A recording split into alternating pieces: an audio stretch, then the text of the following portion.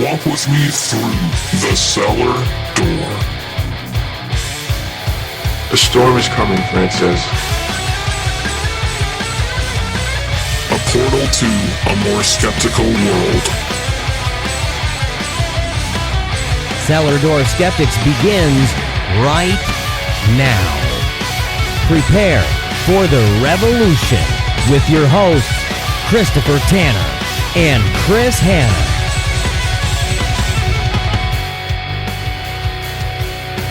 Welcome to episode 54. Thank you all so much for joining us.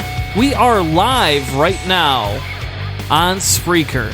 We aren't going to go live on Facebook tonight. We had too many technical issues with my car and Hannah's traffic jam and all that fancy jazz. So we're not able to go live tonight on Facebook. But we are going to be live on Spreaker. So make sure you check out the chat if you want to chat with us right here and now. So tonight we are back with a full lineup. We're going to do a little bit more this week than we did last week, and we're not going to talk politics. Yeah, it's going to be weird. I mean, we're just kind of taking it easy from the craziness that's going to be coming in the next couple weeks. Yeah.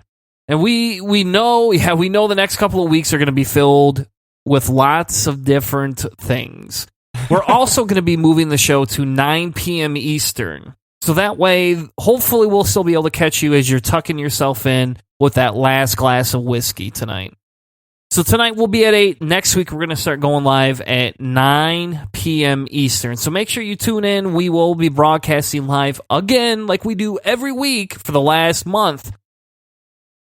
It's right hard. Here on Spreaker. It's tough, man, meeting all these requirements and stuff. I got to be here on time after getting out of work. We're crazy busy, and you are playing bumper cars on the freaking highway. Yeah. So tonight we're going to talk about a couple of different things. We're going to talk about the Great Reef Barrier. We're going to talk about an interview I had with an author, Steve Hines. And we're also going to talk about radiation with biology. And maybe even a little bit about nuclear warpath. I don't know. It just kind of depends on where Hannah goes with that last segment. So tonight's going to be very science-filled. It's going to be very, I don't know what to say, but very science-filled.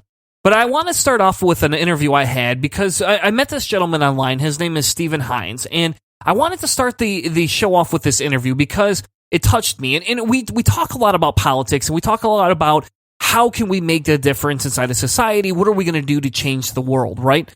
But what we don't talk about sometimes is how to make others in our community feel comfortable. And I'll be honest, we're not a specifically atheist show, so don't worry if you're listening, you're not an atheist. We cater to everybody. But we both are atheists, and we both do a lot of community work within the atheist community. And so this gentleman reached out to me, and I don't want to give too much of the interview away. He couldn't be here live, but he definitely is here in spirit. But he reached out about a book he wrote about his coming out story. And one of the questions I asked is, why do you think your book makes a difference, right? Why write the story? And that's part of the big discussion. So make sure you stick around for that full interview because we do not want you to miss that. And we'll post all the links in the description after the show, because I don't know how to edit this show while I'm live to add links in. But we'll have links so that you can purchase his book anywhere you want. For those that are listening live, we will still be in the chat, even though you're going to hear just me talk to our new friend, Mr. Steve Hines. And tonight we have a special guest for everybody, and we've been trying to do a lot more interviews and try to get people out there who are just starting out in the different areas where they want to make a change. And so we met this individual, this gentleman named Steve Hines, on Twitter, actually, of all things. And for those of you who don't know, we are more active on Twitter right now. So go over to Cellar Door Skep. You can follow us on Twitter. I tweet out, I don't know, probably about 5 to 10 times a day. Plus we retweet, yada, yada, yada. But we can have more conversations on there because they're shorter, and I don't have to read through 2 books worth of information just to get, information or just to get a discussion going. But while we've been doing that, we've been trying to find some artists that we feel are inspiring, will fit this show, and would be a good complementary factor to everybody listening. And as you all know, lately we've been kind of on a political rampage, so we wanted to change it up this week, right? We've talked about Trump, we've talked about Hillary way too often, and unfortunately Hannah was unable to be here for this part of the show tonight because he's too busy, doing work and everything. But I had a great chance to sit down with Steven and talk with him on a book that he wrote called Rebirth Defect. And he has this little short description on the website, and basically it says this: most atheist memoirs are teeming with militant angst, but Rebirth Defect uses a refreshingly edgy and humorous voice to tell his story. The hilarious anecdotes form a biological tapestry that illustrates just how manipulative and unforgiving Christianity can be, as well as how fulfilling and liberating life can be without religion. So without further ado, please welcome Steven to the show. How are you tonight, sir? I'm great. How are you?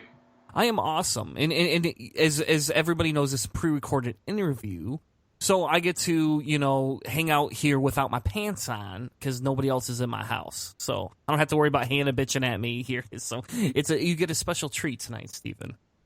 Whoa, just keep the camera above waist level if you could. So you reached out to us on Twitter. We found you from one of our other guests that we had on. I think it was about 3 months ago. And he reached out and recommended you, and then you reached out to us, and we said, hey, yeah, we should do this interview. And so you wrote a book called Rebirth Defect. And what we want to do before we get into the whole interview, tell everybody a little bit about the book, and then we'll start talking about some of your background. Okay, the book starts with my childhood. I was raised in a pretty solidly Roman Catholic family. My family is Roman Catholic on both sides, and went to Catholic school through 6th grade, and I was an altar boy, and it covers some of it covers the years I was in Catholic school and my misadventures as an altar boy, and then it swings to me quietly becoming an atheist as a teenager. And then around the age of 19, I was going through a really rough patch in my life, and I got sucked back into Christianity, but this time it wasn't Catholicism. It was the typical Protestant born again thing, and I was in a Christian heavy metal band and did some minor touring and some recording, and then eventually I became a Universalist and was going to a Bible study where it was taught that everyone was going to be saved eventually, and then it didn't take long before I swung right back to atheism again. Yeah. So what's the name of the metal band that you were involved with? In the book, I changed it to Critical Dispatch. That's not the real name of the band. And the reason why I did that, and I changed a lot of the people's names, because and there are some clues in the book where if you look up certain things that I mention and do a Google search, you can quickly find out what the real name of the band was. But there's one member of the band in particular who was kind of like the guru, and he and I haven't been on speaking terms for years. And I was kind of like, I'd really rather not get sued. So if you use a thesaurus and look up the words critical and dispatch and do some Googling of some things I mentioned in the book, you can piece it together. Well, there we go. So for everybody listening, that is task number 1. And for any of those, anybody who does it, let us know and see if you can figure it out. But in all seriousness, though, so my background, I wasn't in a Christian metal band, but I was obsessed with metal music. That was my thing, right? I liked death metal. And I grew up extremely conservative as well and very in-depth into the Christian faith. And I didn't leave until after I was 18. So I used to go to all these underground Christian metal shows, where you get the coffee and the little Jones sodas and everybody's moshing, but they're like, well, just make sure you pick everybody up. It's okay because we're doing this to celebrate Christ. Moshing gently for the King of Kings, right? There you go. That's the new title for the show tonight. But in all seriousness, that's, for me, that was always the fascinating part of how I grew up and what I did, because that part of me never left. I always enjoyed the metal scene. I've always enjoyed doing things inside of that type of a music genre. And I don't know, about 3 months ago, we had Shannon Lowe on tell his coming out story from the band of Order of Elijah. And for any of those listening, if you all go back, you can find that episode. And he tells about, how he left and where he's at now and kind of what it's like. But for you, Stephen, did you find that your band was an outlet, or was that part of the reason, once you started touring and doing other things, that led you down that Universalist trail?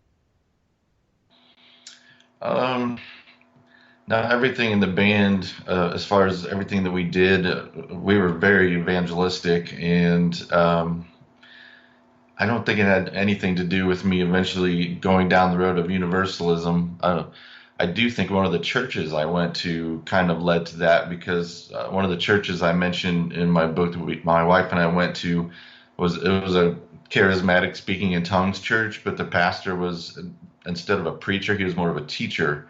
And he liked to delve into the Greek and Hebrew origins and different translations of words, and supposedly prove how the most popular translations were getting things wrong and reading all this super deep meaning into things.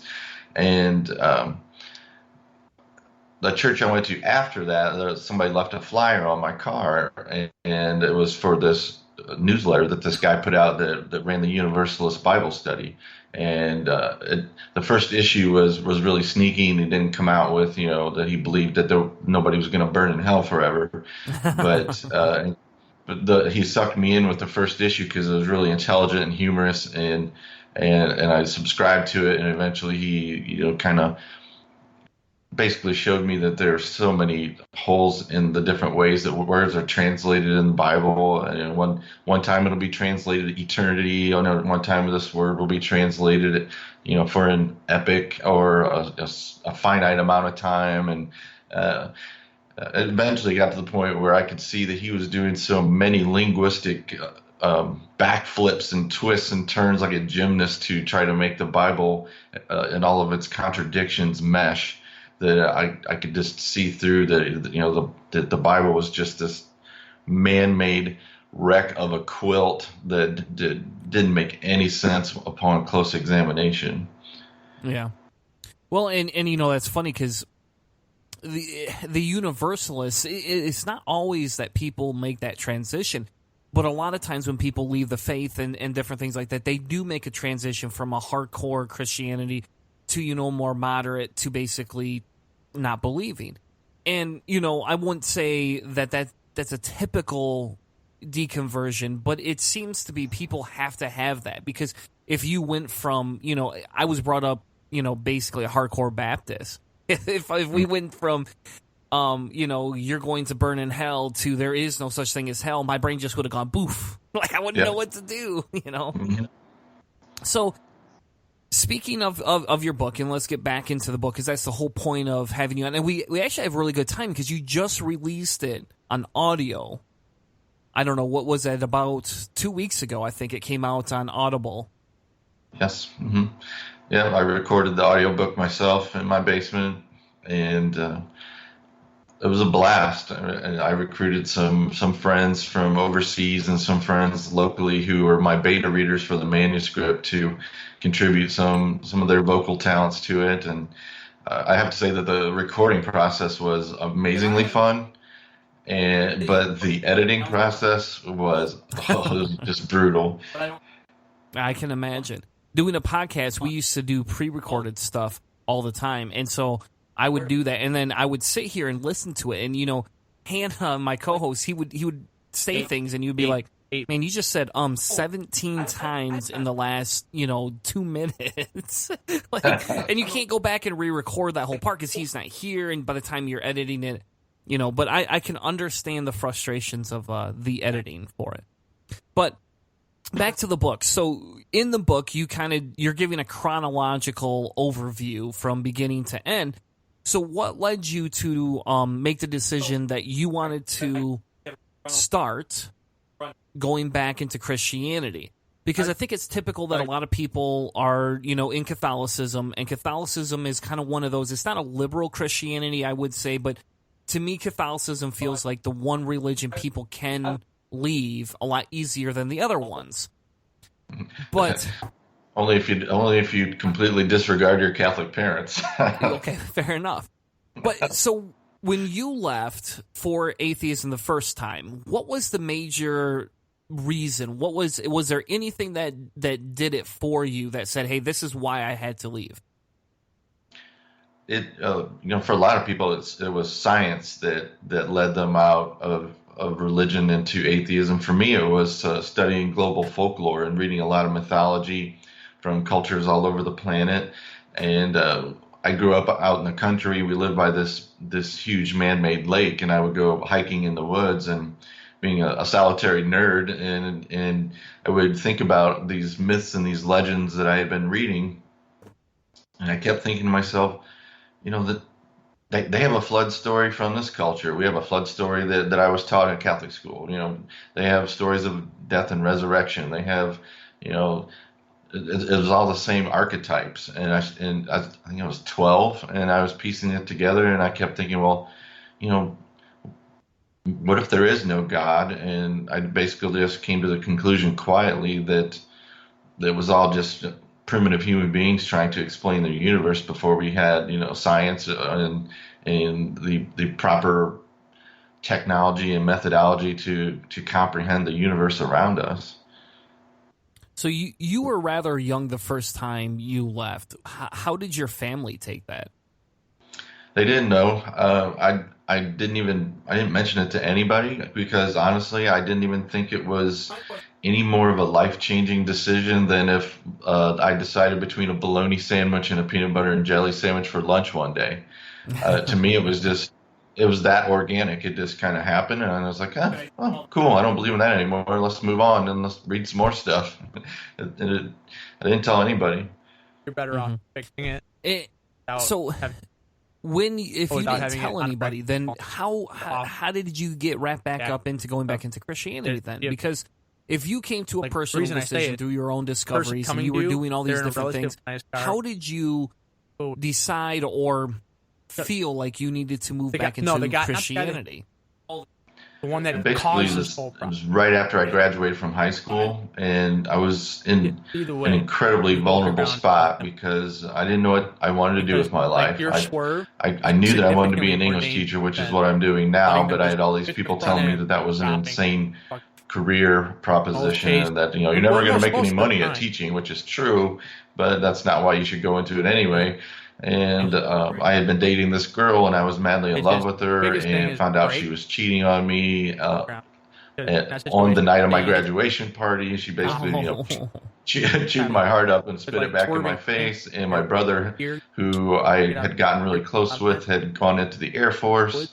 And there I was kind of like a tree with its roots having been ripped out of the ground, just dangling above the ground, and just completely vulnerable. And I got a phone call from a guy I used to be in a band with, and he's like, "Hey, you want to jam?"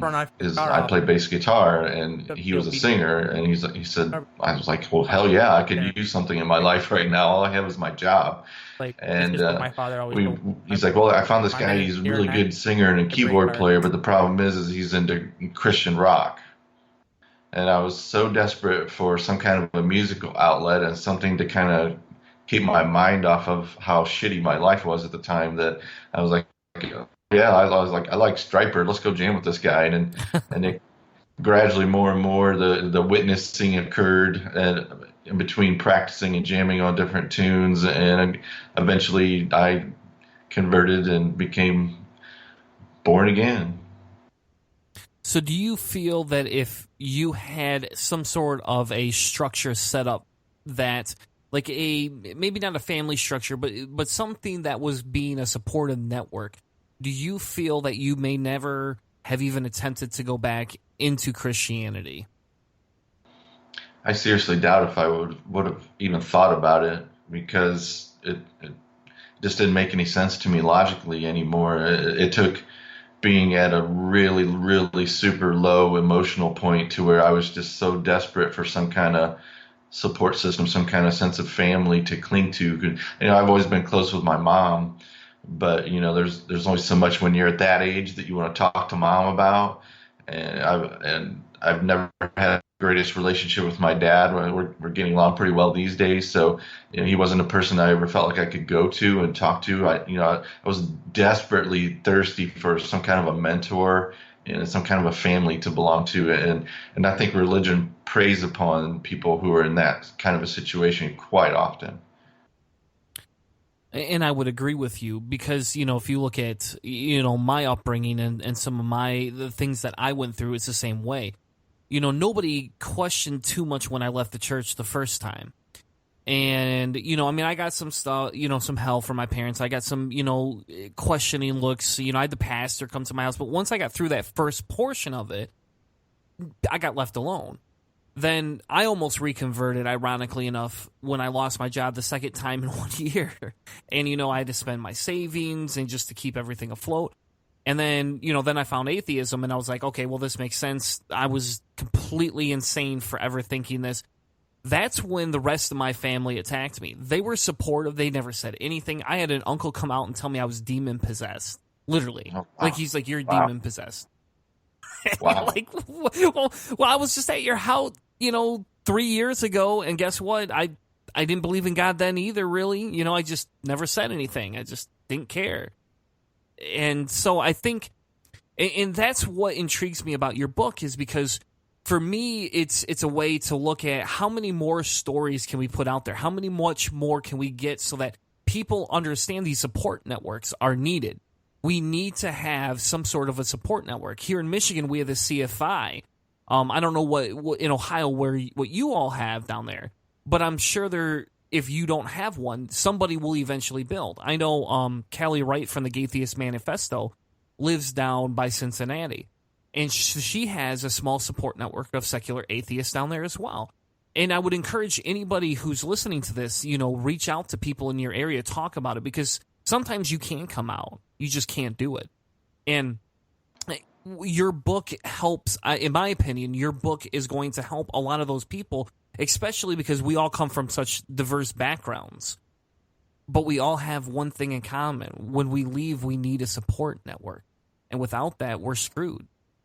Absolutely. And other than having so many people pester me for the full story of how I went through all those different changes and then came back to atheism, which is about half the reason why I decided to write the book finally. The other half is, I'm so tired and exhausted of the social stigma that's attached with being an atheist, and I would just love if people would read this book and say, I'm not alone. I went through those things too.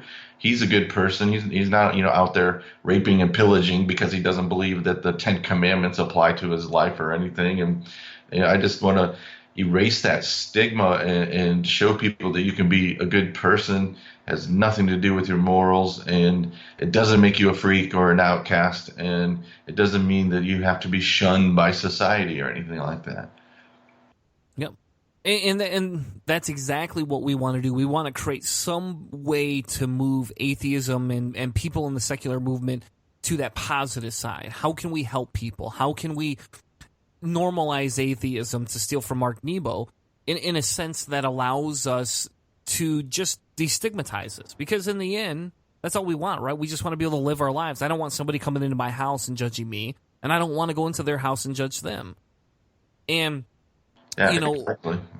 I think your story and somebody that has the ability to tell it, if you sat down and wanted to read a book of mine, it's going to sound like crap because I'm not a writer, man. That's not what I do. I don't have the training. It's maybe somebody at some point will come write my memoir. But, I think these stories are important, and I'm excited to see in this day and age, in the age of self-publishing, that allows for people like you who have a story to tell, who is a good writer, that gives you a platform to share your story. Yeah, and I've been asked by one of my doctors who saw I went to the doctor after work one day, and I have a lanyard that I have to wear with my teacher photo ID on it, and I have these buttons on my lanyard from work, and one of them is the atheist symbol. And no one has ever asked me what it even means at work. And I think maybe one of my students asked me what it was one time, and I just said, that's not really something I want to get into. And but my doctor saw it, and he talked to me about being an atheist, and I told him about my book, and he was like, well, so I don't understand who your target audience is. Once people reason their way out of religion, why would they want to read this? And I said, well, I think there are a lot of people, number one, who like to read about other people's journeys and kind of see, their different thought processes and see inside their heads. And I said, and another thing, along with letting people know that they're not alone, I said a lot of atheist books are pretty angry and pissed off and kind of have the attitude that we got to go out there and stomp out religion, and if you're religious, you're stupid. And that's not the attitude that I have in my life, and that's not the attitude that comes across in my book. Yet I criticize the Bible and its inconsistencies and the lack of logic and the insular nature of the church and how that leads to people being pretty psychologically screwed up. But I'm not the kind of person who would want to deconvert anybody. I mean, if you're a cool person, I'm cool with you believing whatever you do, as long as you're not hurting anybody, Yep. And that's all we want, right? We just want to normalize and help change society so people stop being bullied into other beliefs. So as we wrap up, Stephen, tell everybody two things: where they can get a hold of you and where they can purchase your book. Awesome. My website is www.stephenhines.org. I'm on Facebook. I'm on Instagram. My handle on Instagram and Twitter is StephenHines67. Rebirth Defect is available in paperback, Kindle, and audiobook format through Amazon and through Audible as well, and through iTunes as well, And I also have an Etsy shop. You can purchase it through there as well. Yep.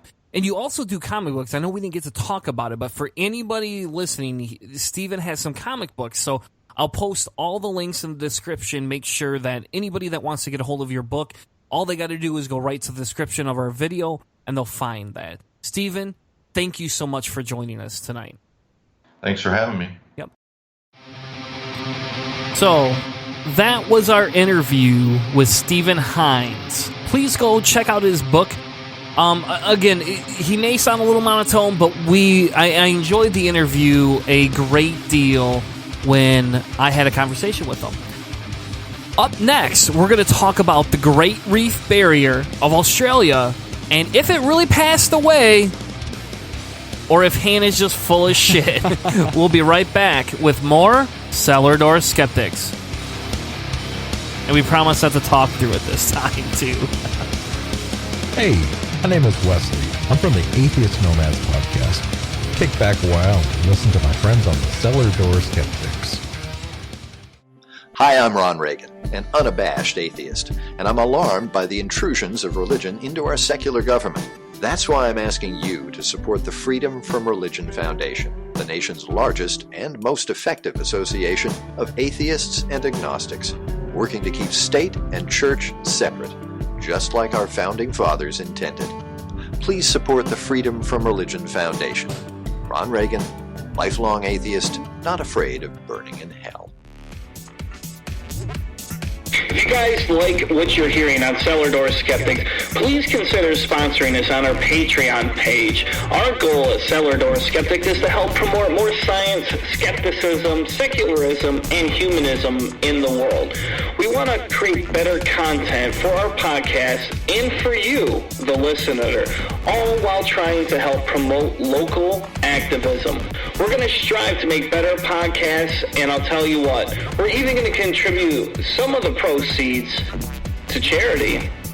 So please join us over at Patreon.com/Cellar Door Skeptics to make sure that you sponsor us for as little as $1 an episode. Thank you guys so much, and prepare for the revolution. Hey, what's up? I'm Steve Hayes. And I'm Dave Curry. And we're from Prophetcast. And you're listening to Cellar Door Skeptics on the Fox News Network. They're not affiliated with Fox. Everyone's a Fox affiliate.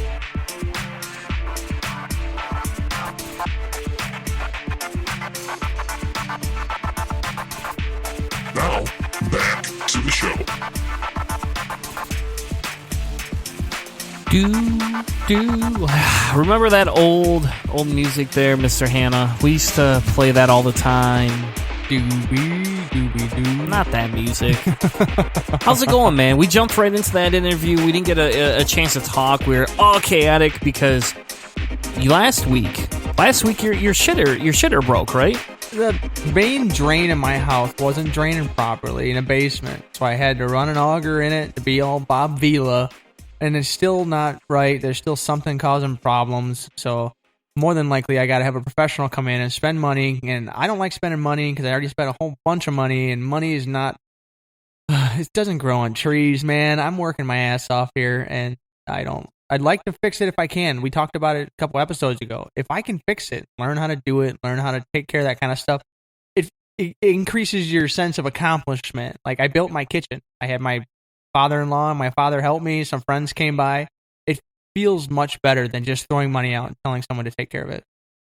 I can imagine. I'm not as handy as you are, though. So we'll see. Well, you're going to be if you start working on this house, man. You're going to have to learn. You're going to YouTube it all night long. Oh, man. So, well, it's good to have you back. I'm sorry you missed our interview. For those who are just tuning in, we are live on Spreaker right now. Yay! Sound effects. Don't you have sound effects? I do, but they sound cheesy, man. That's the point, isn't it? There we go. See? Clap, clap, clap. That's for you, Hannah. Anyway. So we are live right now, goofing off a little bit because we've got an amazing rest of the show. And I bet, Hannah, you're sitting here going, how many times has Chris not said that? Probably a lot. I can't disprove it not. Yeah, I know. How many times did you not say something? Exactly. Well, either way, you haven't said it too much, but for people that are new or anybody that doesn't recognize it, that's kind of our inside joke for the drink time. So you get your glass out, clink it when you get an amazing coming out of Tanner. But enough about that. We want to talk about the Great Barrier Reef. Oh, you didn't say it backwards, man. The Great Reef Barrier? Yeah, apparently. What's the difference? What would be the difference? If we had to pick a difference, what would be the difference? It just sounds like the reef barrier is in your way, but the barrier reef is something that it's its name, maybe? I don't know. It's one of those things that I've always heard called the Great Barrier Reef. Well, I don't know what the difference is, so hopefully you're going to tell me. Probably isn't. I'm probably being a picky asshole. You probably are. You atheist. So, tell us a little bit about what's interesting and why you chose this article, because you brought it to my attention about 2 weeks ago and said, hey, we should talk about this on the show. And so I kind of want to know what's the reason that the Great Barrier Reef is dead? Well, it's in the news. That was the big thing. So you only chose it because it's in the news. That's the thing. It's not dead. It's dying horribly, but it's not dead. That's why we named the show the Great Zombie Reef. Like, it's just live from the dead type thing. It's very, very close. It's zombieing along. But there was an article that went viral. This website, outsideonline.com, wrote an obituary for the Great Barrier Reef, essentially saying that it's been bleached, it's dying, it's dead. It's done so much to help the whole Australian and the ocean, everything in the environment. It's an incredibly important, massive, see it from space size type thing. And, everybody's heard of corals and reef and things like that. This is the big one. This is the giant. And it's got, tons and tons of species. It's incredibly important to sea life and evolution and all this stuff. Well, it's been around for, as far as I know, 25 million years. I think it was. Yeah, its first 24.99 million years were seemingly happened once. And then Americans or humans got involved and we destroyed everything. And so it's getting there. It's getting worse. It's getting bad. And so this group kind of wrote, it's not a satire, but it is a tongue-in-cheek type thing. It's saying like, oh, rest in peace because you're going to be dead soon. And this thing went viral. It went nuts. It was obviously top of Reddit, which is my usual stomping grounds. And I saw it and I read through and I was like, okay, that's terrible. And so I looked around and there was 5, 6, 7 articles that immediately saw it. And scientists were like, no, it's not dead. And then they started to go into the depth of what's been happening, why, and what's, the issue is that it's bleaching. Like, the corals. I don't know if you've ever seen any. Have you ever been down to Florida and seen any of the corals or anything like that? Oh, yeah. And so they're colorful, they're bright, it's like sea life times exponential growth. It's crazy. There's so much stuff happening. And when you bleach it, and you can see it in the cover that we shared on our Facebook page, there's a white side and then there's like this reddish brownish side. That is the bleaching that we're talking about. It's essentially removing any kind of growth, any kind of life, and it's sickly and it's dying. And so parts of it are just completely fried. Like bleaching your hair when you were cool in high school in 1997 or something, right? You had to bleach tips, didn't you? Yes. You wanted to be Mark McGrath from Sugar Ray? No. I didn't even know who Sugar Ray was in high school. Well, maybe you were. I was a Christian, man. We didn't listen to real music. I keep forgetting that you grew up on an island on a planet far, far away. Well, either way, I mean, basically what this article went really big. They said that the reef is an extremely active member of the community. It's an understatement. It's incredibly important. So this is a nice informational article, but nobody really knows if this is legitimate. Is it for sure 100% going to die? And so I flipped over through, and CNN says the Great Barrier Reef is not actually dead. It's on its last legs. And on that page, you can see it. They're showing the bleaching, and it's really, really, it looks like it's like the tinsel from the Christmas or whatever. But it's just, I mean, it's really bad, obviously. But what we're having is it's sediment upturned, it's chemicals, the reef is so big that there are different reasons for why it's going bad in different areas. So some parts it's pollution that close to a oil rig or something that's really, really heavily on pollutants and chemicals. And then there's some areas that they're talking about dredging special sand in areas of Australia that they ship to other parts of the world. That process is bringing in upturning, making all kinds of particulates in the water, and it's getting into the reef and it's killing it that way. Just essentially, we're not letting nature do what it does with all of its processes, and we're speeding destruction up, and it's causing problems. So these types of things can't continue to grow. So this is really just like it's a great thing and a terrible thing at the same time that they made this article that isn't 100% certain, but it really kind of brought this degradation of the reef to the forefront. Have you heard about it anywhere else since I've basically mentioned it to you? Not until I did research on it. So what happened is you mentioned it, I Googled it, then I found a Guardian article that kind of talks about it as well. And I'll be honest, we talked about the coral before. This has kind of come up a little bit with some of the climate change stuff, that you and I have done in the past, and stuff that Johnny and I used to talk about every once in a while. He wasn't as much into the science as you were, but so this is kind of come up with the climate change. What is happening to our oceans as they start to warm up? What's going to happen to the coral, right? What's going to happen to all these other things that live in the ocean that provide some sort of a balance to life, right? And for me, the bigger thing is, and this is, kind of selfish a little bit on my side, because I enjoy evolution. If you all didn't know about that, that's one of my favorite topics to talk about. And we should do more of that, because we don't seem to do enough of that, I swear. But the big thing about evolution is what happens. It's kind of like a self-contained system. When one area gets out of check, the other one aligns itself. When another area gets out of check, it starts to align itself. So when people start to consume and tear everything apart, eventually the world's going to destroy its back in some way, shape, or form. And it's interesting to see what's going to happen with the coral reef and how that's going to affect it. So, Hannah, what does the coral reef do specifically that is so important to our ecosystem? Well, it's the world's largest coral reef ecosystem. So imagine the world's largest underwater little, they're like stones. They're really sharp and dangerous. But imagine the world's biggest stone castle filled with tons and tons of life. So it says right here on the CNN article, it covers more than 300,000 square kilometers and consists more of 3,000 different reefs and 600 islands. And they call this other thing, there's 300 coral cays. I'm not 100% certain what those are.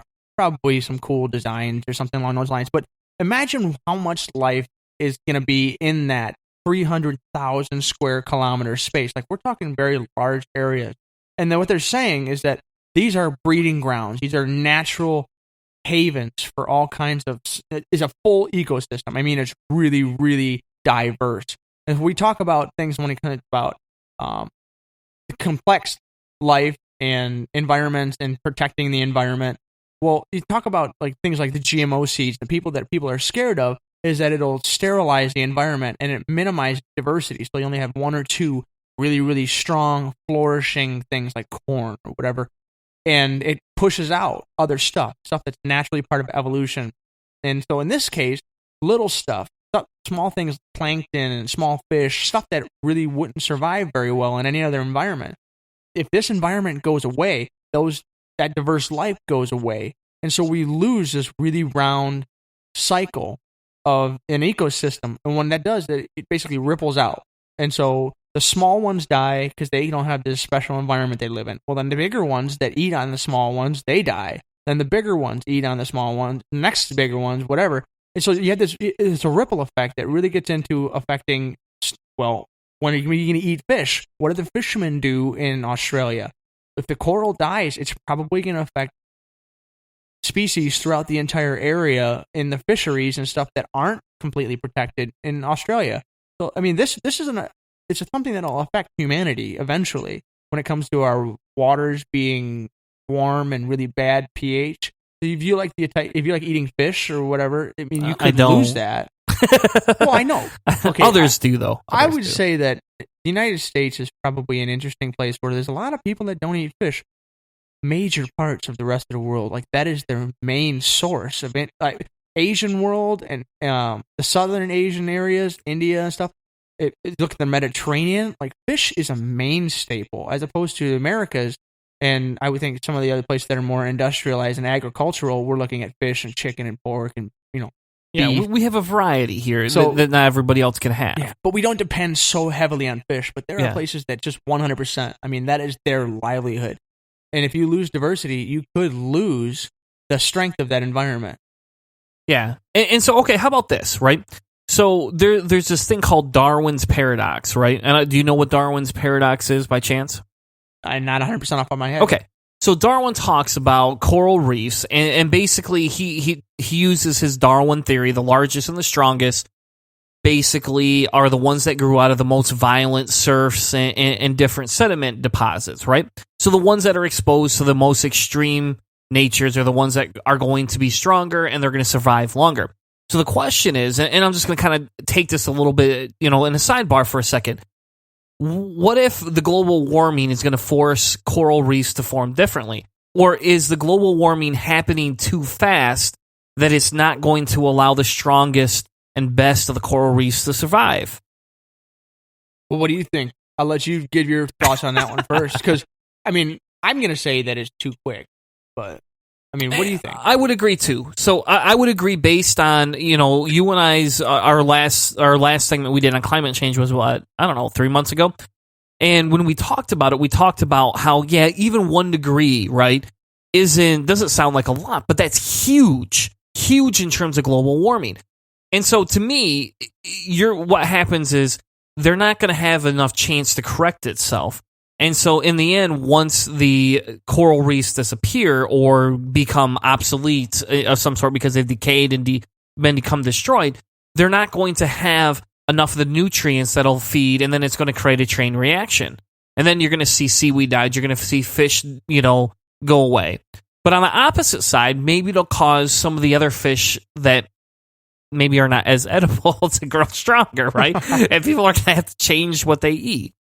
I don't know. I guess I don't know. The big thing in the research I was doing is they talked about biodiversity, right? Like what you were just talking about, how it all fits together. And evolution, when you see a big change in something, such as the extinction of the dinosaurs, even though we don't know what caused it, we do know that the extinction of dinosaurs is a big issue, right? There was a huge world change in some way, shape, or form. Whether it's, the meteors hitting, volcanoes going off, an atmospheric change that was too great, too large of a change all at once.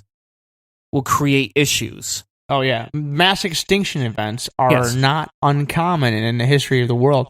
So we're looking at what could be the beginnings of a mass extinction event. That's what they're worried about, is we're seeing these really strong, diverse structures that are life-giving all over the world, and they're looking at a small temperature difference or a small change in the salinity of the water or particulates in the water, essentially human intervention that is affecting the world. This could be the ripple effect. This could be one of the first things that go. And we're looking at glaciers in Antarctica, that if one glacier just starts melting completely, like we're looking at a foot of international, worldwide water increase.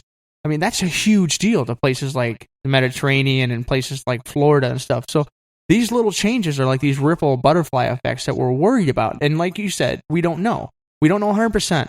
But it's kind of like the Pascal's wager thing that I talked about when we first started the show, is since we don't know, would it be better to try to prevent these things than just to say, no, you're wrong, the science doesn't know, so we should just keep doing everything that we've been doing and maybe we'll figure it out one day. Well, it's like Gary Johnson, you know. I mean, the sun's going to eventually die, right? You know, why change things? Yeah, why speed it up? Or what does it matter? Yeah, no. Well, one of the things that I wanted to do is the first thing I looked into after this, going through these articles and saying like, well, the big deal, we shouldn't be saying that the reef is dead and it's a dead cause and screw it, whatever. There's nothing we can do now. The message should be that there's a lot we can do to try to save it, and we should all be conscious of what's happening. That was the message the scientists wanted to give out. But I wanted to take it a bit further, and I was like, okay, I want to read a published article, and I could not find one that didn't have a paywall. I was upset.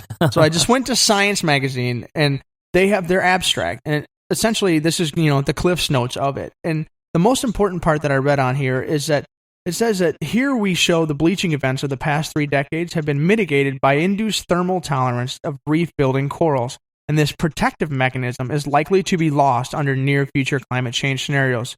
So 75% of past thermal stress events have been characterized by a temperature trajectory that subjects corals to a protective sub-bleaching stress. So essentially, it's not warm enough to bleach the corals, but it's really, really pushing it.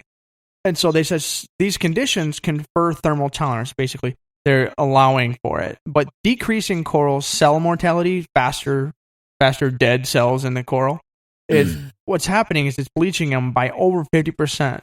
And they found that this near future increases in local temperature of as little as 0.5 degrees Celsius, this protective mechanism is being lost. And that's the cause of the degradation and an increase in degradation. So it's just getting faster and faster and faster. And that's the thing. Like, we've started this snowball. It's going down a hill. And we're not slowing it down at all. We're speeding it up. I would agree. Do you have anything else that you want to talk about with the coral reefs? Just that if you're interested in protecting it or getting involved and trying to get money or something along those lines, look into the National Wildlife Fund. Look into your local science chapters. See who and what is doing something, trying to get groups together, trying to make a change. If you're interested in green environment and green things like that, look at groups that are working on this kind of stuff, because it would be wonderful to get more people to take a more attentive look at what they can do as opposed to letting scientists go. Yep.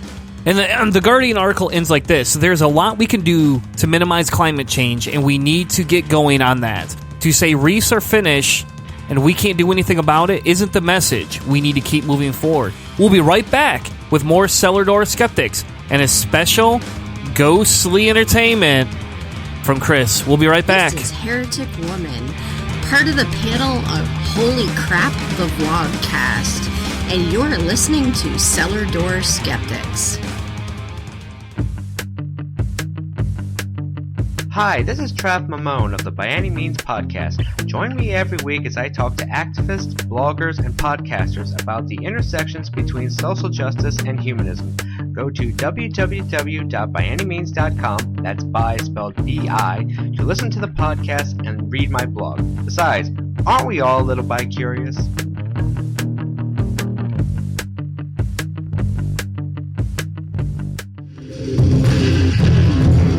As if you couldn't get enough of us already, make sure you check us out on Twitter at CellarDoorSkep. Follow us, share our tweets, And hell, tweet at us any questions you have using Cellar Door Skeptics hashtag. Remember, follow us on Twitter for all our recent shows. Now, back to the show.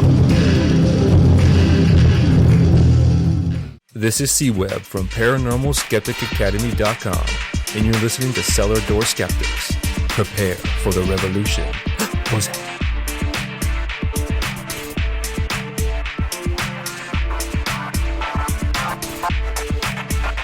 Now, back to the show.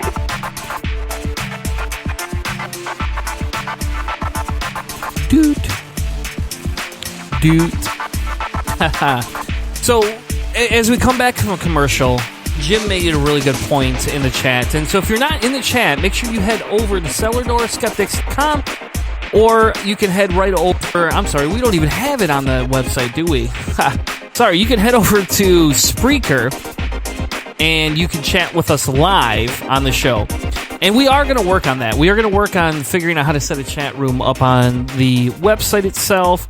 We're just a little too technologically in advance at this time, right, Hannah? You're not. I think it's more that we can't put enough time to teach ourselves these magical tricks. Because I guarantee you we could figure it out if we had enough time. Like, I don't know, if I had 40 hours a week and 2 weekends and a couple hours every day, I could probably fit some tech wizardry in there. But I just don't have that. You don't? No, I don't have anywhere near that. So that's a self-employed visionary thing, right? You got to sacrifice your entire youth to get a little bit of money when you retire. I don't know. Anyway, so either way, if you have questions or anything you want to talk to us about, tweet at us at cellardoorskep, or you can send us an email at cellardoorskeptics@gmail.com. We'll answer all questions, and Hannah will even do a little show for you.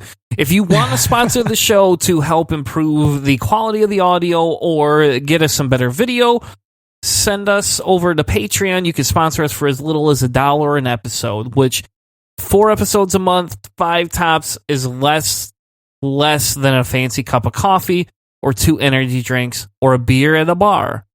So you'd be helping. Well, that might be going up because of that beer tax, man. That's true. That's true. That is true. So I wanted to do something a little different, right? I wanted to celebrate the Halloween. I'm in the Halloween mood. And I was listening to St. Andrew's radio show, and they did something called like 2-sentence creepy stories, right? I didn't like that. I didn't get off on that, I guess, if you want to call it that. But I do like the short story format. And so there's this short story I want to read everybody real quick before we do anything else or talk about anything else. Because Halloween's around the corner. And next week, Hannah and I are going to be doing, even though it's after Halloween, we know, we're going to be doing a post-mortem Halloween spooktacular show. And yes, it will be filled with Trumpisms because we will be talking about Trump again. We're gonna put orange on our skin. And we're gonna. Yep. So Hannah's gonna figure out what costume he's gonna wear. I'm gonna wear a costume. It'll have to be without a mask, but I have a costume, and we will be streaming live on Facebook costume. Oh man, or on YouTube in costume. So if you have an opinion, if you'd rather watch us live on Facebook, send us an email. If you'd rather watch us live on YouTube, send us an email there. We could do either. We can do either. But what I wanted to do... Oh, man. I got the creepy music. I'm playing piano with my crazy hair right now. That's true. That's true. You're a good piano player. So I want to read a quick story to kind of set the mood for next week. Because I like Halloween. I like Halloween a lot. I really do. I've watched 17 horror movies in the last couple of months. So if that doesn't tell you how much I like Halloween, I don't know what does. But this is called the Phantom Hairdryer. I was in my sophomore year of high school. I would usually get ready and then wait for my mother to drive me to school. While she was getting ready, I was just kind of, hanging out in the bathroom with her while she was just putting on her makeup and curling her hair. She looked a little frazzled, and I asked, "Is everything okay?" She told me about a weird occurrence the night before. She told me that she had been woken up at 2 by a strange noise. It wasn't super loud, but it was pretty consistent. My dad hadn't woken up yet, though I'm not surprised because he sleeps like a log. She starts looking for the source of the noise. First, she said she checked the bathroom attached to their room, but she couldn't find anything. Next, she walked out into the hall and hears a noise from the bathroom nearby. When she walks in, she sees a hairdryer plugged in and turned on, just sitting in the middle of the bathroom floor mat. She thinks that's strange, but there are 4 kids living in the house, and she thought maybe somebody had sleptwalked, turned it on, and left it there. But whatever. She unplugs it, puts it away, and eventually goes back to sleep. About an hour later, she wakes up again and hears the same noise. She's kind of upset, and she goes to check it out. Except now, the noise is coming from downstairs. She tracks it down into the guest bedroom in the main entry hall. She opens the door, and again, there's the hairdryer turned on, laying in the middle of the floor. She's freaked out at this point, but she unplugs it and puts it away. She didn't get a good night's sleep. So as she's telling me the story, and as soon as she comes to the conclusion, we both just freeze and turn our heads into the walk-in closet of her bathroom. As soon as we look in there, the entire light of the ceiling shatters. Not the light bulb, but the glass cover. It shatters, sending shards of glass everywhere. We both freak out. We don't know what to make of it. But we haven't really had any experiences before or since then. And now, my family has just come to recognize the hairdryer in the middle of the night.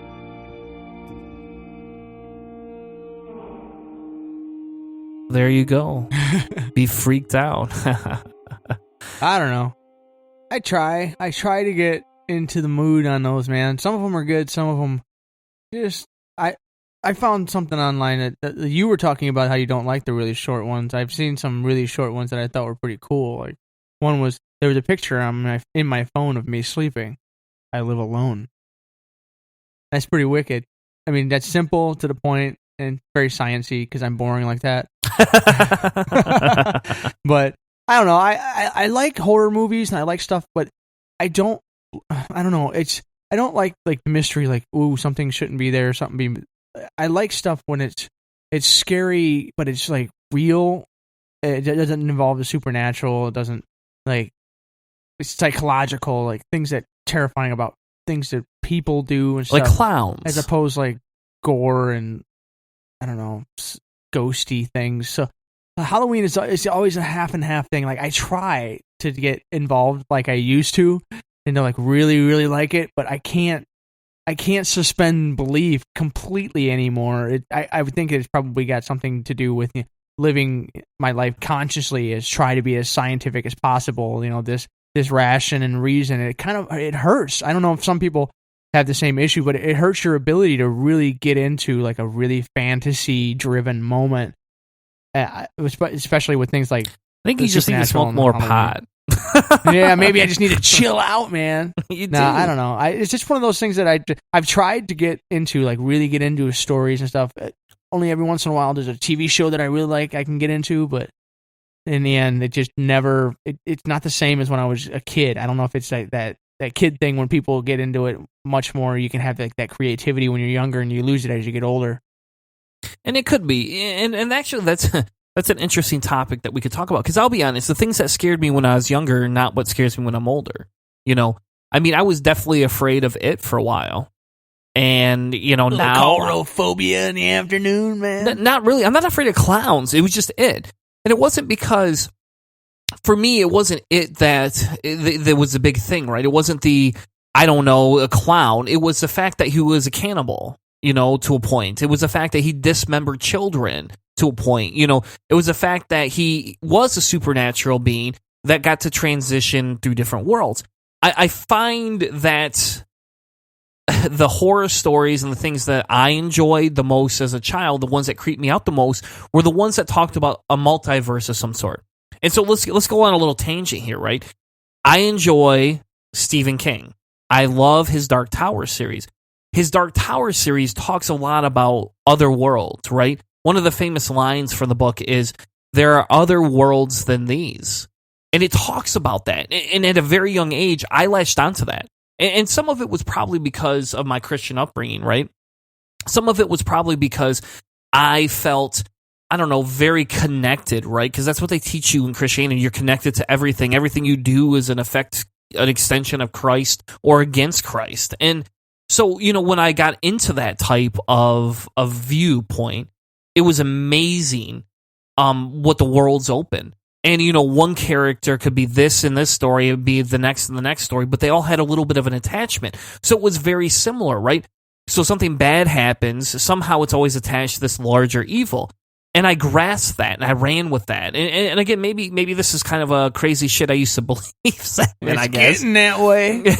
But if you think about it, Hannah, I enjoy the fact that there was a multifaceted universe that was associated with Stephen King and how he intertwined almost everything that he wrote about. It all had little connections. Well, as far as my understanding of what like a multiverse would be, it would require, just creating this universe by a deistic type first mover, right? That means he's existing outside and beyond. Flicks on the light switch and there's the universe. Well, technically, he should be able to do that a whole bunch of times. So the multiverse itself isn't really against any kind of first mover argument for the universe. So it really doesn't, I guess, violate any of the more liberal Christianic, and it could even get into the Judaistic, and I don't know if Islam would allow for that too much or not. I don't know enough about the way they have their origin stories constructed, but these types of things, like God could do anything. He technically could create other universes. It kind of makes it hard to believe that we're the center and most important part if he's created other universes that we can't even remotely access. But we could talk philosophy all day long on that one. Yeah, you're right. We could. And I don't know. We should do another segment on the multiverse, I think. We could go. I could check in to see any kind of new developments and stuff that have been going on. If anybody knows about anything cool, send us a link. We'll dig through it and sling it on the air. Yeah, because again, like I said, that's just me. I just love that aspect, right? I love the fact that we have the ability to think in that atmosphere. And I don't know, I know you don't have cable, but there's this new show on HBO called Westwood, right? It just started. I want to check it out, but I have all the episodes saved on my DVR. So if you and the wife want to come over, just throw the kid, throw the kid in the bedroom or something. We can watch it. We've been watching them. My wife's not as entertained as I am. I'm very entertained by that because it goes back to, it's not into the multiverse theory, but it's into the theory of humans playing God. They're creating lifelike animatronics that you get to do Grand Theft Auto with. I heard it was really like steampunk. It is steampunkish, yes. That's cool. It's very westernish, yes. And the new episode, it brings steampunk elements into some of the technology that they use. I would agree with you on that. That sounds cool. There's a couple of things that I'm interested in checking out. I want to read the Dark Tower series because of the new show that's coming out.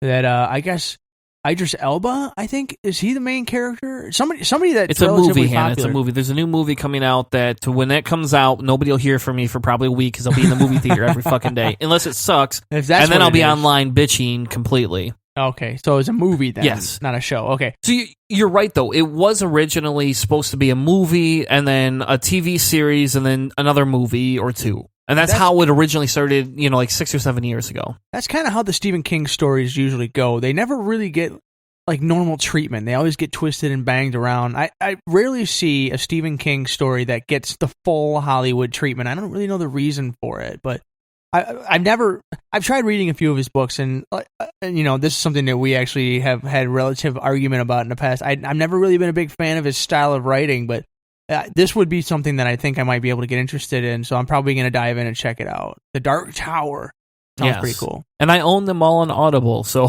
if you want to borrow them, buddy, I can send them to you. Can I borrow your digital technology? Yes, you can borrow my digital technology. So I don't know. That's something I'm into. Do you want to do one more story, Hannah? One more short story, or should we move on to the next step? Short one. I don't know. We've been bouncing around on this one for a few minutes here. All right. Well, it's up to you. Well, not up to me. Maybe it's the people in the chat. It can start screaming if you start reading again. I don't know. How long is it? The clown stalker? It's going to be the clown stalker. This one's for you, Hannah. It is. I really hope this is some sort of deranged joke. I guess I can understand how a simple joke could get out of hand. However, it has started to reach the point where I am truly terrified.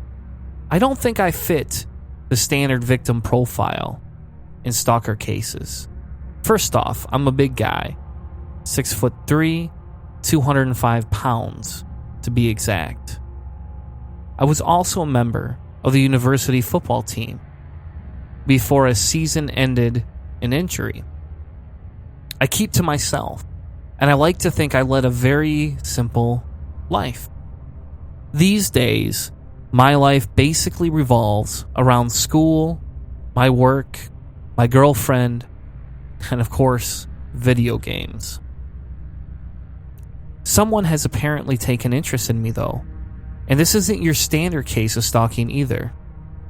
It's not a crazy ex-girlfriend or some deranged admirer making a pitiful stab at a friendship. This feels like something much, much darker. It all started a few weeks ago when my cell phone started ringing with calls from a blocked number at odd hours of the night. At first, I only encountered silence during these calls, but my stalker seemed to gain confidence with every call. Over the course of the past month, silence turned into heavy breathing, which evolved into him speaking to me. These conversations are always the same. Here is an example of the call I had a few days ago. "You need to stop calling me," I demanded immediately upon answering the phone. A low, raspy voice responded, "Won't you please come outside and play?" Ignoring the question, I say, "Who is this? And who gave you my number?" His voice changes, and he shrilly cries into the phone, "Please, please, why won't you come out and play with me?" At that point, I hung up. I was not going to play games with this guy. I even called my cell phone company and had them give me a new phone number. A few days passed, and I thought I'd lost the guy. But no such luck. Yesterday morning, I found a picture of a clown holding a hammer taped to my apartment front door. My apartment door, the actual door to my apartment. That means this sick fuck knows where I live and was able to get inside the apartment building. On the back of the picture, written in red lipstick, it says, "I miss our phone calls. I'll be waiting for you to come out and play." I called the campus security and the police, but they played it off as a Halloween-inspired prank. They told me to contact them again if it escalates beyond that. Well, it has escalated for sure. Last night, I left my apartment around 11 p.m. and there was a guy in a grotesque clown suit sitting on the trunk of my car. I started to approach him to settle this once and for all, when I saw that in his hand he held a huge machete. I turned around and sprinted back into the apartment and bolted the door. I immediately called the police and thanked Zeus I lived on the third-story apartment. Unfortunately, my stalker was long gone by the time police arrived. However, the police did tell me that there had been reports of clowns wielding weapons all over California. They told me to keep my guard up and to call them back if any more problems happened. As soon as they left, my phone rang again, and the blocked number popped up. I decided that I needed to take control of the situation. My stalker had gotten his pleasure from being in a position of power. With renewed confidence and a plan in mind, I answered the phone. A gleeful voice greeted me. Ah! Why did you have to call the police? Don't be afraid. I just want to play. I decided to play along and feign fear. I stammered, what do you want from me? Please leave me alone. A piercing giggle blasted through the phone, and my stalker said, oh, let's set up a date to play, my dear. Okay, whatever you want, man. I want to meet in public now. How about the university cafeteria at 2:30 p.m. tomorrow? I said. He said, can't wait. And he shut off his phone. I felt empowered. I was in control now. First, I now knew that my stalker was a student, since you need a university card to gain access to the cafeteria. I began to set my plan into motion. I called my phone company and explained the situation. I asked them if they could identify the blocked number that had just called me at odd hours over the past few weeks. Surprisingly enough, they complied. So I guess phone companies must commonly deal with this type of situation. The next step was to contact my former teammate from the football team who worked in the cafeteria to help pay his tuition.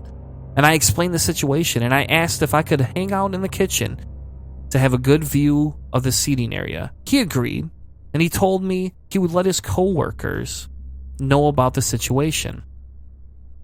The next morning passed slowly as I anxiously awaited the moment of truth. I was thankful that my girlfriend and I did not live together. First, it might have made her a target. And second, she probably would not have agreed with how I planned to deal with the stalker. In any case, I wrapped up my morning classes and set up shop in the cafeteria. My teammates, my buddies, even set up with me a kitchen smock and a hairnet so I could blend in. My heart began to beat furiously in my chest. 2:30 neared. I tried to remain inconspicuous and pretend like I belonged in the kitchen. As 2:30 snuck up, I glanced out into the sitting area, but was disappointed nobody was there. The cafeteria closes at 2:30, so usually it's empty by this time, which made perfect time to identify my stalker. At 2:40, I snuck another glance out into the cafeteria, but was about to give up until I noticed something sitting in the dark corner of the cafeteria. That was him. I knew it. My heart began to race, and I started to lose confidence in my plan until my friend of my teammate came up behind my side and said, "Is that the sicko that's been messing with you? You gotta fuck this dude up."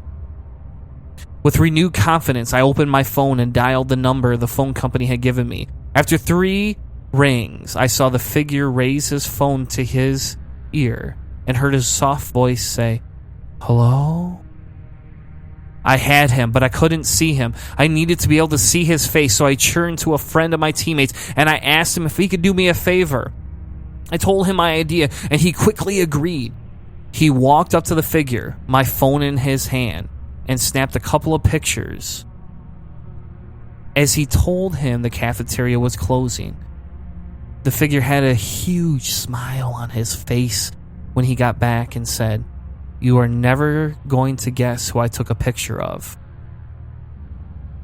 I actually had to sit down before I looked at the picture, my hands trembling as I took the phone. And when I turned it on, I saw that my stalker wasn't a student, but was Mr. Feely, my goddamn sociology professor from freshman year. What the fuck? I reel in confusion. I have been expecting some twisted social reject, but instead an accomplished professor who I had earned an A- from? I aborted my plan and headed home. That night, I received another call from my stalker, who I now knew to be Mr. Feely. He said, "I'm so upset with you. I even wore my best outfit today. I think your girlfriend has been distracting you. But luckily, I'm at her house right now.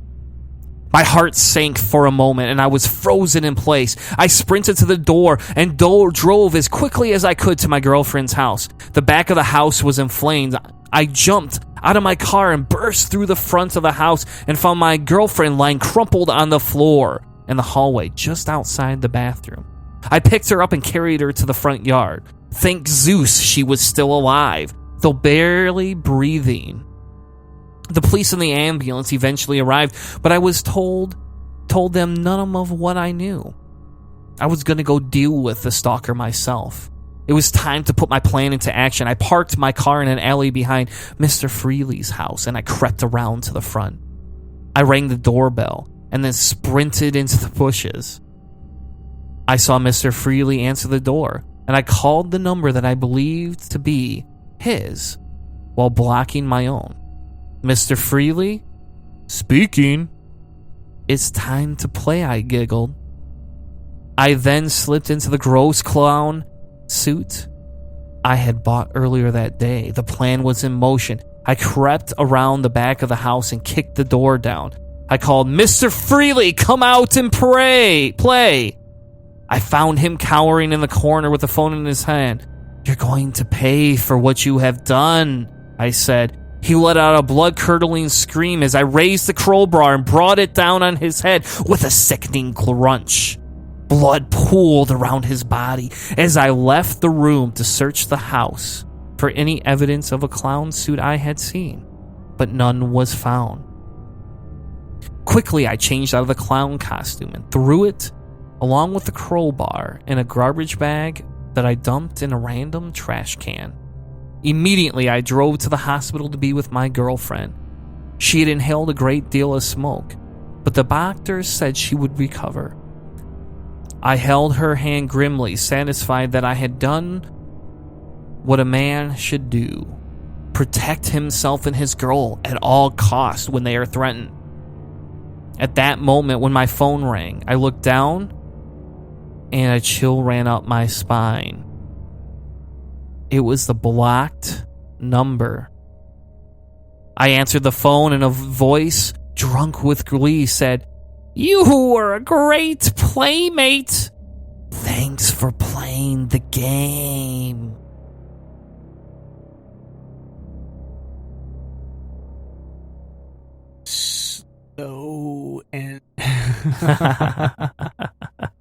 And there you have it. There you have it, everybody. There's your Halloween segment. That's the one you gotta have. We did. I couldn't help myself. Had to have a Halloween segment.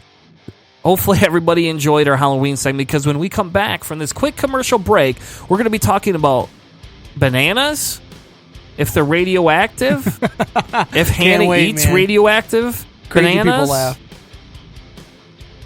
We'll be right back with more Cellar Door Skeptics. Make sure you stick around for science segment number 2. We'll be right back with more Cellar Door Skeptics.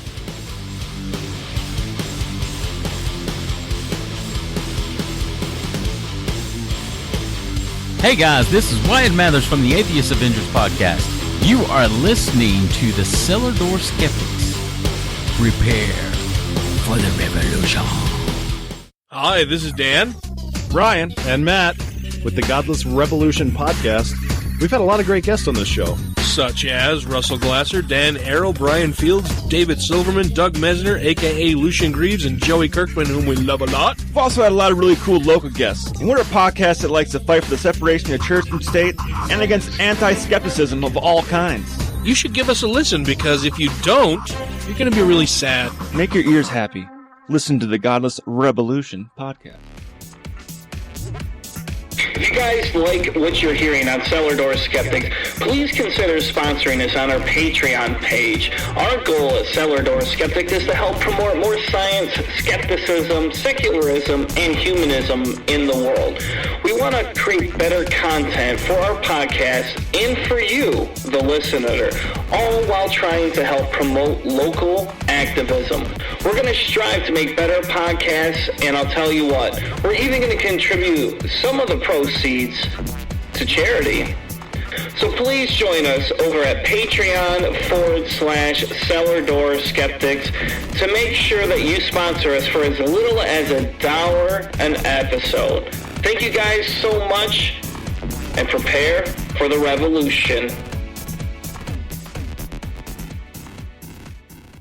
This is Deborah McTaggart from Beyond the Trailer Park, and you're listening to Cellar Door Skeptics.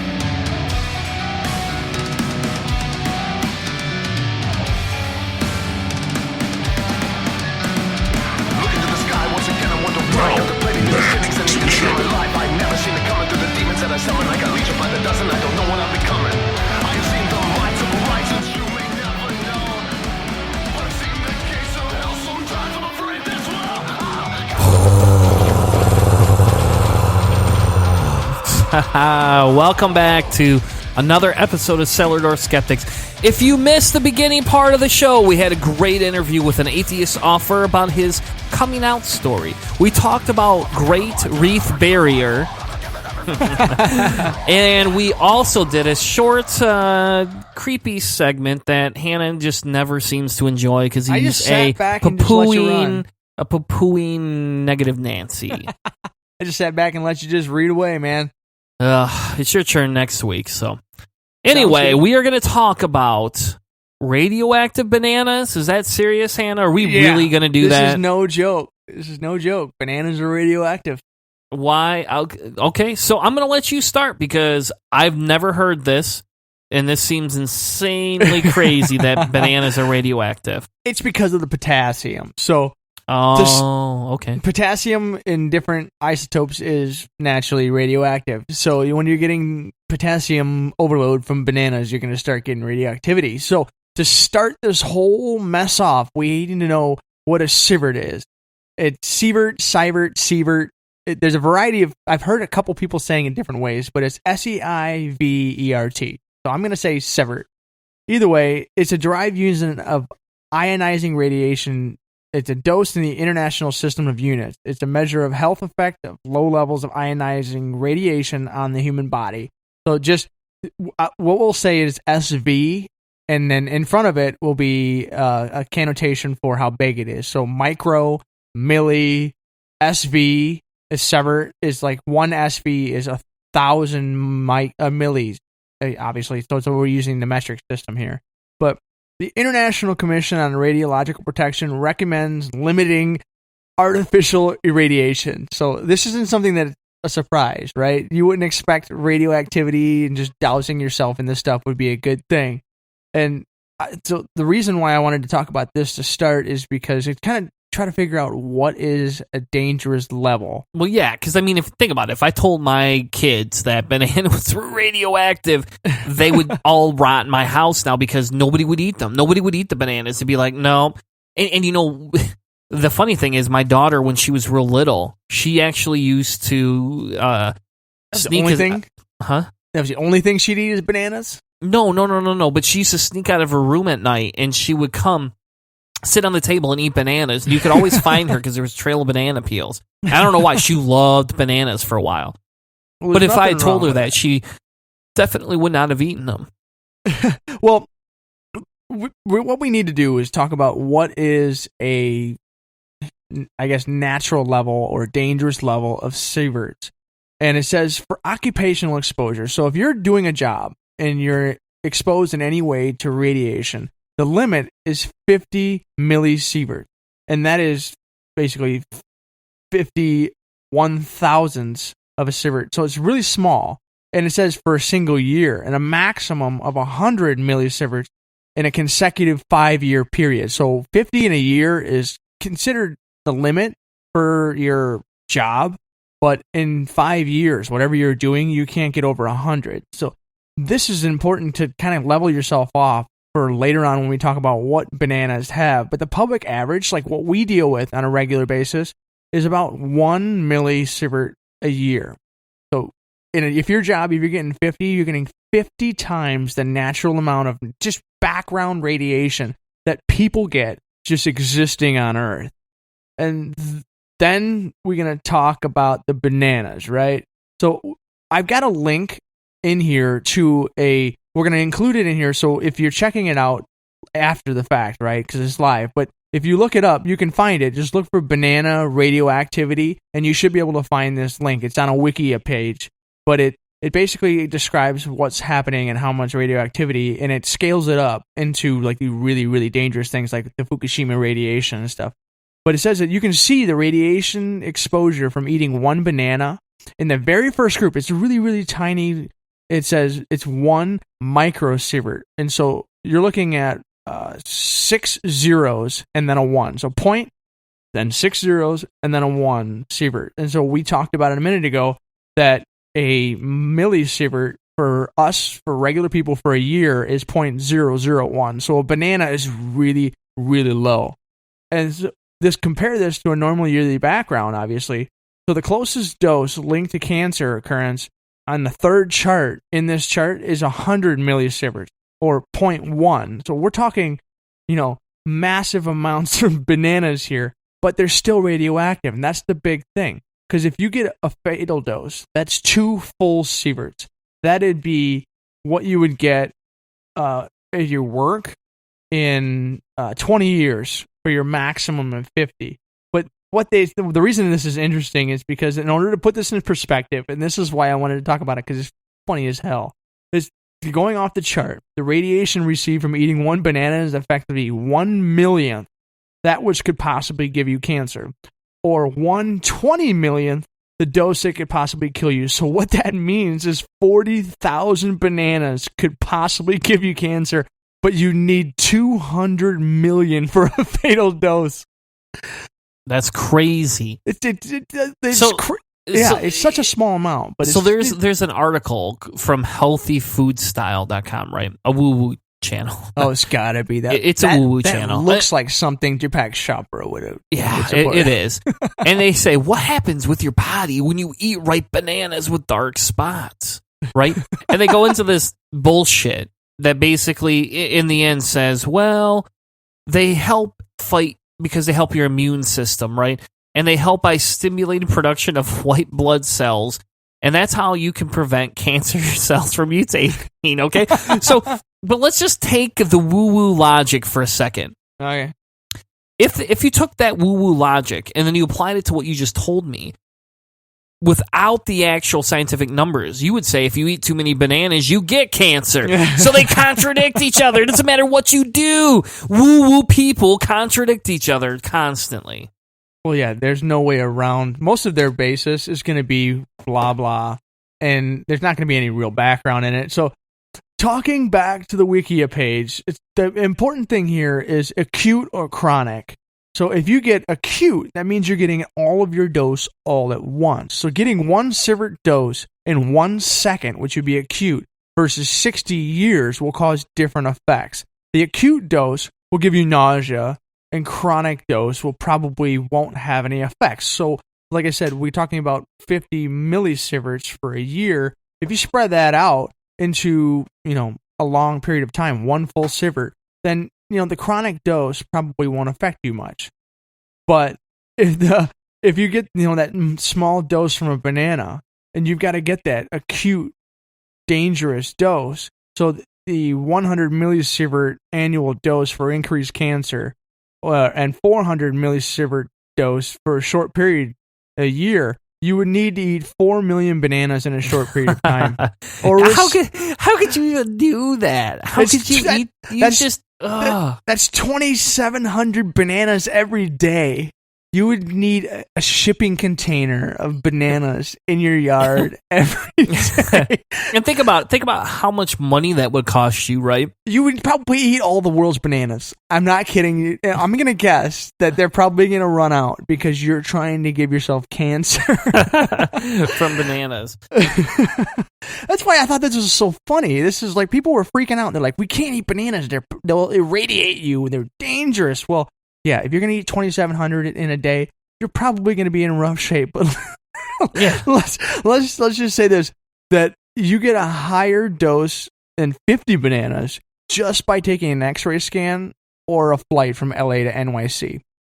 So, I mean, this is the natural background radiation that we're getting. So, to move on from bananas, because I thought that was fun, that comparison to natural radiation levels we get. So we said that you'd usually get 1 millisievert a year just existing.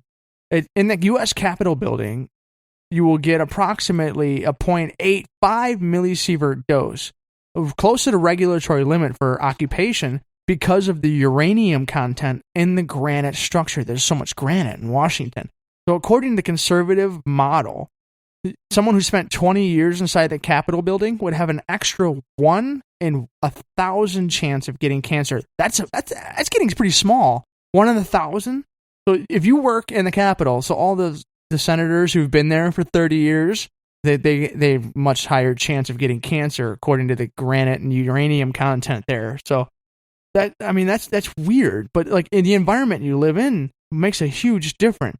I'm trying to see. There was a place in Pakistan, I think it was, or Iran, that's significantly higher. Like you're looking at 1,000.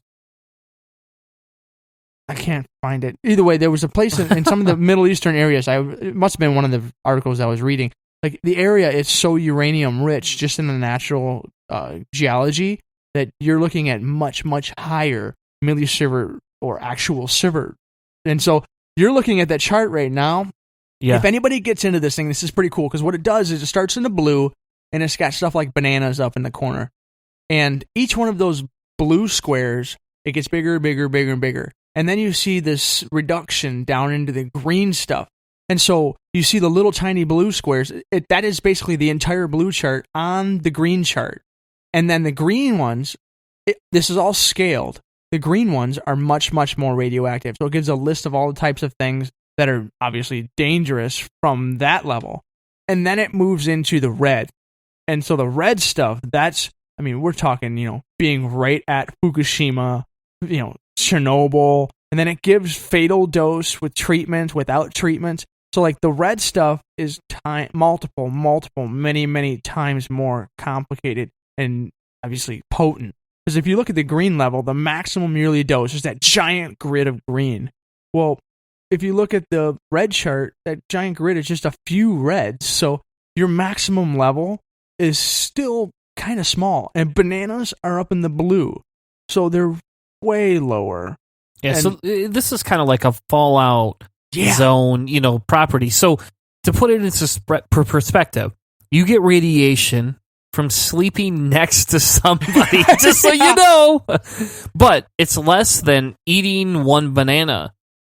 And the funny thing is, also, it's less than living within 50 miles of a nuclear plant. So a lot of people talk about nuclear energy and how it's bad and blah, blah, blah, blah, blah.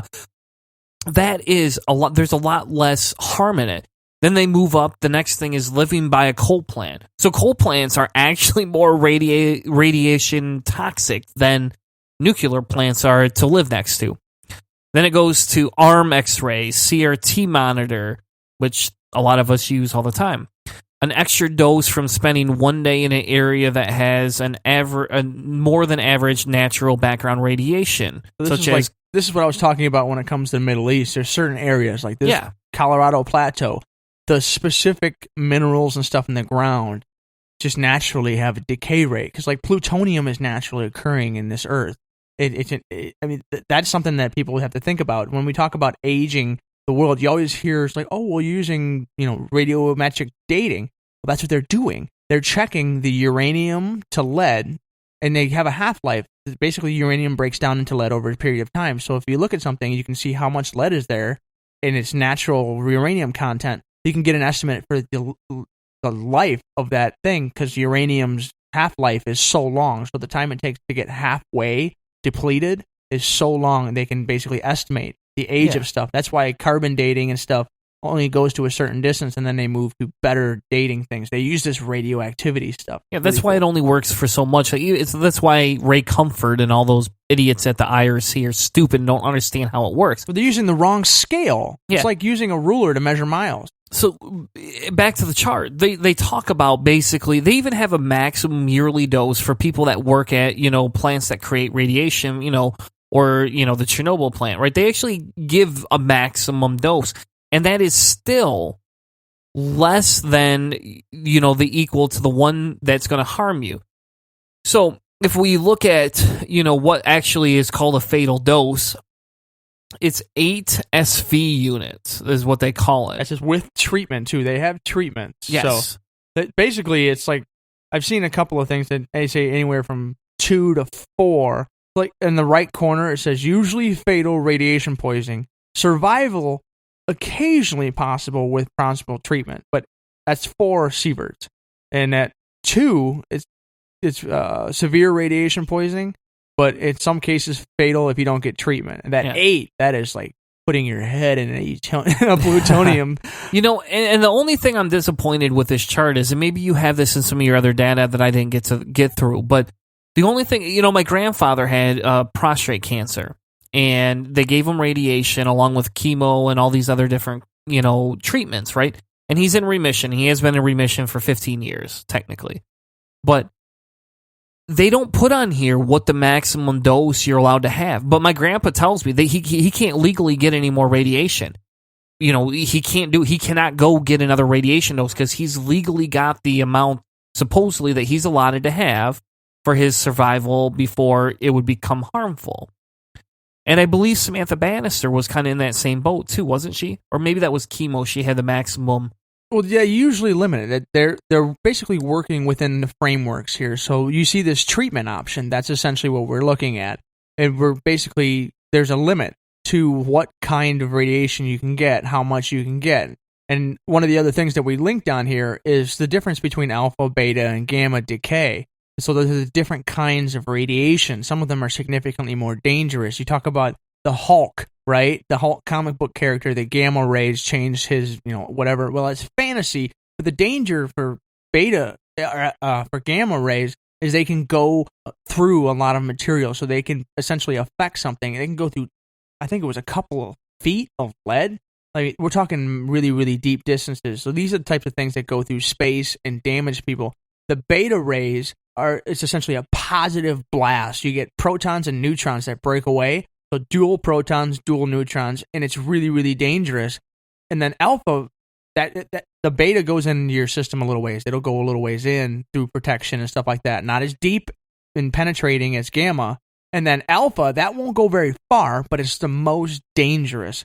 So understanding how, what, and why these different types of radiation are doing what they're doing is what they're talking about with your grandfather and what they do in when it comes to health. And I don't know what the most common form that they use as far as alpha, beta, gamma radiation, but they talk about the different kinds of radioactive materials and things that we do for x-rays and nuclear medicine tests and stuff. Because I've had a nuclear medicine test. They put radioactive material in your leg and then they scan you. I guarantee you I got a little bit of it. But when you talk about the half-life time, the distribution or whatever, we have a couple of articles. It's radiationanswers.org, and we'll link these in there, and it's got some basic information. Some of the stuff that you were talking about, maybe not as specific as you would like, but it just talks about what is radioactive decay, and is it okay to have it in your system? How long does it take to get out of your system? Stuff along those lines. It's interesting to know. And it's not as interesting as like Fallout. That was basically where I wanted to end this whole thing. Is like, you hear the term Fallout all the time, and you obviously love the game. I do. I'm pretty sure you played both of those games, at least the Fallout 4, and then it was New Vegas or something, and Fallout 3. Yeah. Okay. So I mean, the whole term though, not a lot of people know what it is. Do you know what Fallout is specifically? Do I know? I know it's an awesome video game, and everybody should check out what the video game is.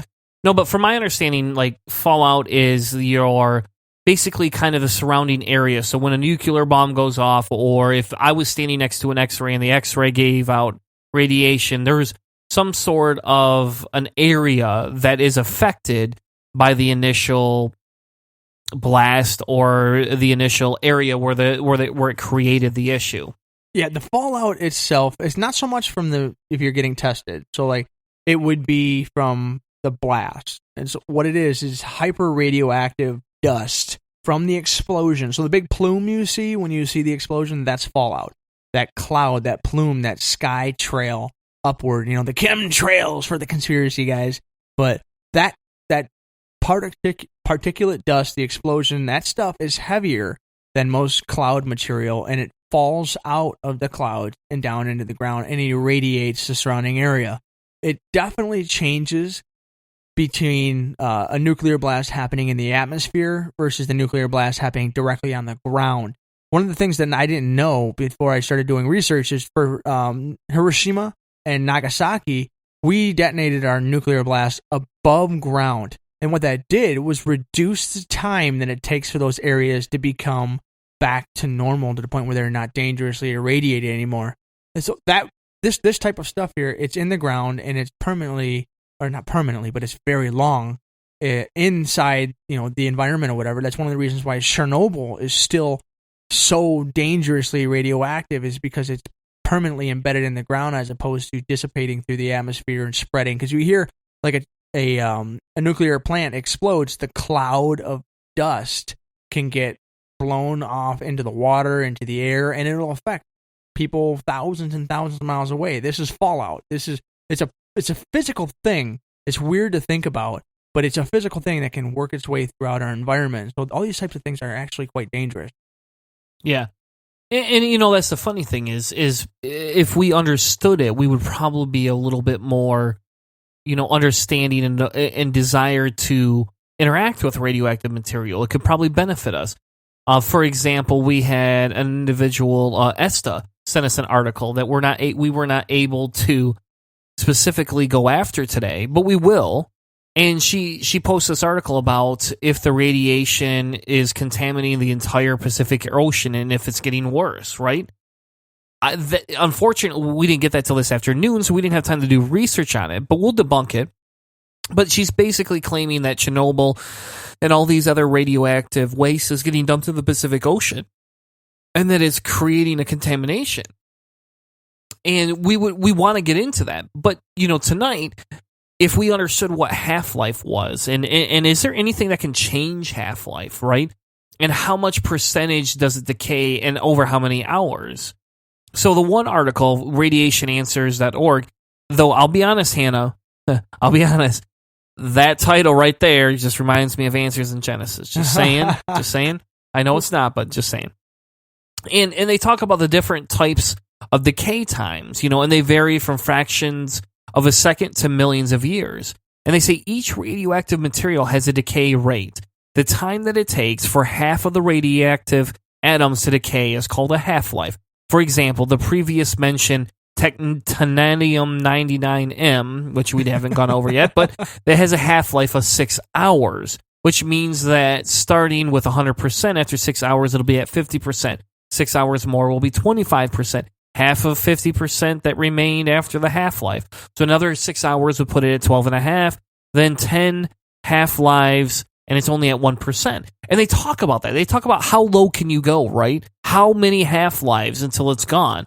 And they say essentially for all practical purposes, there is only a negatable activity left after 20 half-lives.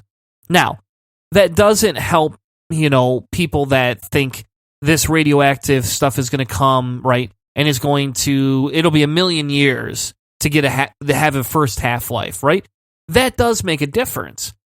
And I think that would be interesting. That's something we should look into. What is the half-life of all these different radioactivities? Because if you look at it from a statistical model, right, for me, on the statistical side, we would look at it and go, okay, so if this radioactive material has a half-life of 500 years, that has a larger detriment to society than the one, that they call the Technetium-99m, which has a 6-hour life.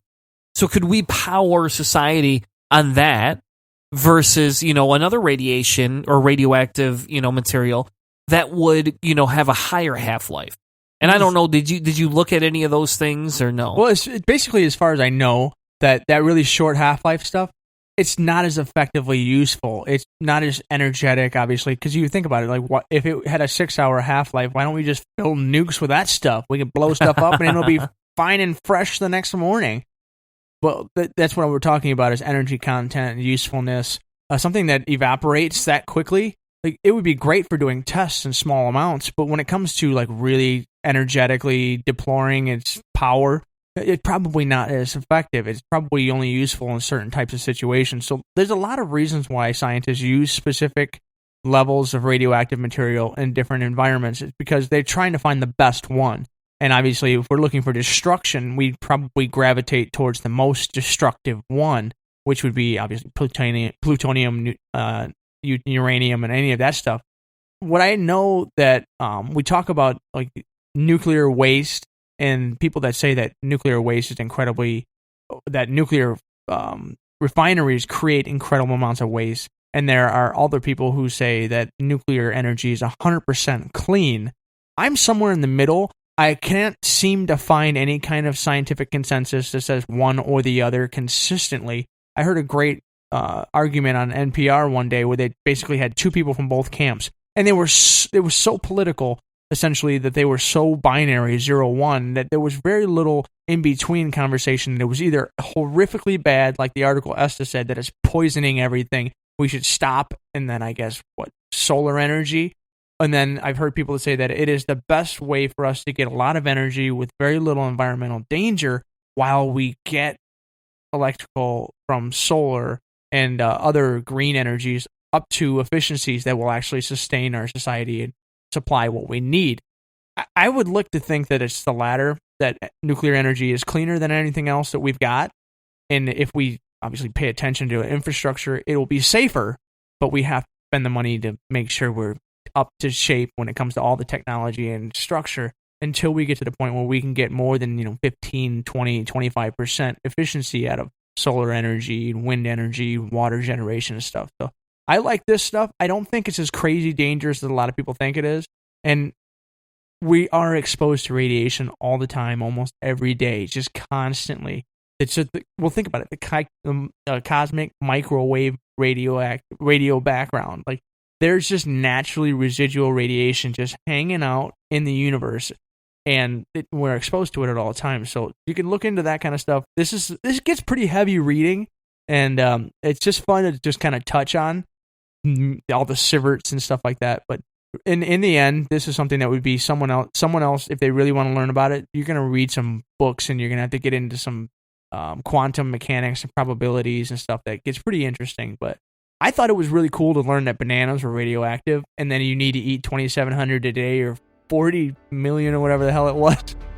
just to add a little bit of fun to something this serious and difficult. Yeah. In the banana statistics, I found one that says people eat more than 100 billion bananas every year worldwide. Oh, man! So you could kill yourself with them if you really wanted to. Though I don't know how you your could. stomach's gonna burst before you get cancer. I mean, think about it: 2,700 bananas in your stomach in a day. I mean, I think I've eaten 5 tops in a day. Joey Chestnut eats 60 hot dog? Okay, maybe 100 bananas. Ooh. You're nowhere near the 2,700 a day that you would need. I don't know. Anyway, I don't think nuclear energy is as dangerous. Esther, if you're listening, we will tackle your article here in the upcoming weeks. I will send a link over to Hanna, make sure that he gets on it so that he can do his science magic. That's a little bit smarter than me. Anyway, thank you all for joining us for another episode of Cellar Door Skeptics. We've had a lot of fun tonight, haven't we, Hanna? It's great to be back. It's great to have you back, sitting next to me so I don't have to talk by myself. Or, you missed the Trumpy! You missed the Trumpy, man! It's nice to stare at the back of your head again. This is good. We got that. We got to get this the studio figured out so we're cool and sitting around a table one day. We can. We will. Anyway, thank you all for listening to us. Next week we're going to be back with a little bit more in ghost stories. We're going to be talking also about the science behind ghosts. Yeah, I don't think we did that last year. We're going to have more political stuff, some Trumpisms, and of course, we're going to have your favorite co-host, Mr. Chris Hanna, sitting right behind me. But that is all tonight. That is all we have for you. We have to wrap it up. We're almost at 2 hours. Make sure you like us on Facebook, share our stuff, go to Spreaker, go to iTunes, give us a 5-star rating, subscribe, download, share, and remember, have a great night, everyone. You've been listening to a presentation of Cellar Door Skeptics. Check us out on Spreaker, CellarDoorSkeptics.com.